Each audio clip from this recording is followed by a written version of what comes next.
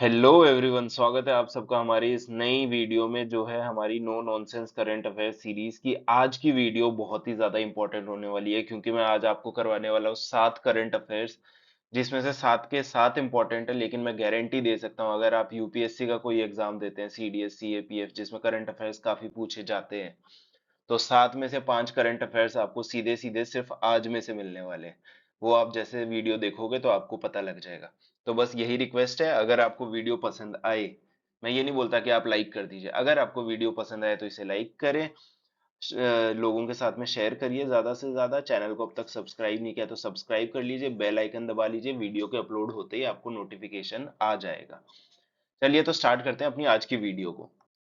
पहली जो हमारी रिपोर्ट है, करंट अफेयर्स है, वो क्या है? ASI finds Buddhist caves temples in Bandhavgarh tiger reserve. कहाँ पे है ये? एमपी में। ठीक, तो इंपॉर्टेंट क्या है? एएसआई, एएसआई क्या है? Archaeological survey of India. ठीक, पहली चीज ये क्या काम करते हैं वो आपको पता होगा। ठीक, इनको क्या मिला है? इनको बुद्धिस्ट केव्स मिले हैं और टेम्पल्स मिले हैं। ये तो चलो ठीक है, क्वेश्चन ऐसे आ सकता है कि जो एएसआई है उन्होंने बुद्धिस्ट केव्स और टेम्पल्स कहाँ पे फाइंड किए हैं। ठीक, तो या तो स्टेट पूछेंगे तो स्टेट ये आ गया, और अगर टाइगर रिजर्व जगह का पूछेंगे तो ये बांधवगढ़ टाइगर रिजर्व आ गया। ठीक, इसके और क्वेश्चंस कैसे आ सकते हैं? अब देखिए, अगर आप कुछ टाइम से सीडीएस का एग्जाम दे रहे हैं या उसको देने की इच्छा रखते हैं, तो आप फॉलो कर रहे होंगे कि वहां पे सीधा सीधा पूछ लेते हैं कि ये वाला टाइगर रिजर्व कहाँ पे है ना? या फिर मैच द फॉलोइंग्स में आ जाता है। यूपीएससी ऐसे ही खेलता है, मैच द फॉलोइंग्स में दे देता है। एसएससी, रेलवेज, ये सब अगर इस क्वेश्चन को देंगे तो डायरेक्टली दे देंगे कि बांधवगढ़ टाइगर रिजर्व कहाँ पे है। वो ये नहीं पूछेंगे कि बुद्धिस्ट केव्स मिले थे या टेम्पल्स मिले थे, वो ये सब नहीं पूछते। तो इम्पोर्टेंट क्या है यहाँ पे? पहली चीज तो कि बांधवगढ़ टाइगर रिजर्व है कहाँ पे? एमपी में है, सबसे ज्यादा इंपॉर्टेंट यही है। फिर एएसआई ने रिसेंटली बुद्धिस्ट केव्स कहाँ फाइंड किए थे और टेम्पल्स, तो उसका आंसर हो जाएगा बांधवगढ़ टाइगर रिजर्व या फिर एमपी, जो भी वहां पे ऑप्शंस में आपको लिखा हुआ मिलेगा। अगर आपको इस वीडियो की पीडीएफ चाहिए ना, आप इसकी पीडीएफ को सेव जरूर कर लेना क्योंकि बहुत इंपॉर्टेंट है। मैं सही बता रहा हूँ, ये सारे के सारे बहुत इंपॉर्टेंट है, इनको रिवाइज जरूर करना। ये इस टेलीग्राम चैनल पे पीडीएफ मिल जाएगी आपको। अब जो नेक्स्ट रिपोर्ट है हमारी, ईस्टर्न कमांड्स एक्स चीफ जो लेफ्टिनेंट जनरल अनिल चौहान जी है, वो अब हमारे सीडीएस है, चीफ ऑफ डिफेंस स्टाफ। आपको पता होगा बिपिन रावत जी की डेथ हो गई थी हेलीकॉप्टर क्रैश में, तो उसके बाद में अभी 7-8 महीने हो गए थे, तब से हम ये पोस्ट वेकेंट थी जो चीफ ऑफ डिफेंस स्टाफ की थी। तो ये जो हमारे लेफ्टिनेंट जनरल अनिल चौहान है, अब ये नए सीडीएस है। अब आपको भी पता होगा कितना इंपॉर्टेंट, डिफेंस का तो कोई भी एग्जाम देख लो, ये क्वेश्चन आएगा। ठीक, यहाँ पे और कुछ इंपॉर्टेंट नहीं है, सिर्फ ये इंपॉर्टेंट है कि नेक्स्ट सीडीएस है कौन। अब इसके बाद में एक और अपॉइंटमेंट हुई है। ये कौन है? आर वेंकट रमानी साहब है।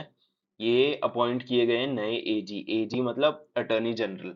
ठीक, तो इस यहाँ से मतलब करंट अफेयर्स तो है ही है, पॉलिटी के लिए भी कुछ बनता है कि जो अटॉर्नी जनरल है, अटॉर्नी जनरल ऑफ इंडिया, उनको अपॉइंट कौन करता है? तो उसके लिए भी ये रहे, प्रेसिडेंट द्रौपदी मुर्मू जी ने इनको अपॉइंट किया है। तो अपॉइंटमेंट अटॉर्नी जनरल की कौन करता है? जो प्रेसिडेंट होते हैं वो अपॉइंट करते हैं। ठीक, तो अटॉर्नी जनरल के बारे में कौन से आर्टिकल में बताया गया है, ये आप बताइए कमेंट सेक्शन में। अब जो नेक्स्ट रिपोर्ट है वो है, मतलब ठीक है इंपॉर्टेंट है पर बहुत ज्यादा इंपॉर्टेंट नहीं बोलूंगा, पूछ सकता है किसी छोटे मोटे एग्जाम में कि किस ऑर्गेनाइजेशन को सेंटर ने या फिर इंडियन गवर्नमेंट ने बैन किया है। ये है पीएफआई। पीएफआई मतलब पॉपुलर फ्रंट ऑफ इंडिया, है ना? तो सेंटर ने इनको बैन कर दिया है। ठीक, किसके लिए बैन किया है?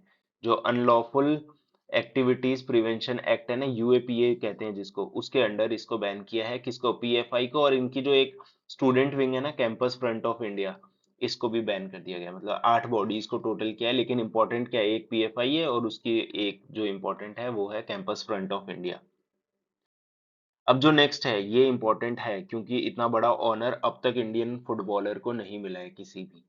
ठीक, तो फीफा आपको पता होगा, पूरी दुनिया में जो फुटबॉल को ऑर्गेनाइज करवाते हैं वो फीफा ही है।